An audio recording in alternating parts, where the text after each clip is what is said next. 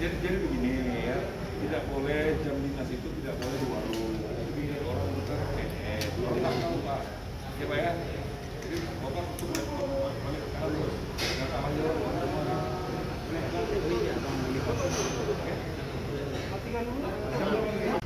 Untuk melakukan bisnis sesuai dengan edaran prokes dari gubernur terkait tidak ada PNS yang berkeliaran baik di luar jam kerja maupun jam kerja, terutama untuk duduk nongkrong di warung kopi.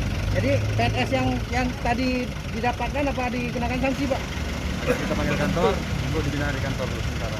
Kita keterangan dibina di kantor. Apakah ada sanksi-sanksi berat, Pak? Belum, ya? Sanksi nanti kita lihat di kantor gimana sesuai dengan keterangan yang diberikan. Izin apa ada izin atau tidak ada izin. Pokoknya keterangan kita ambil di kantor. Oke.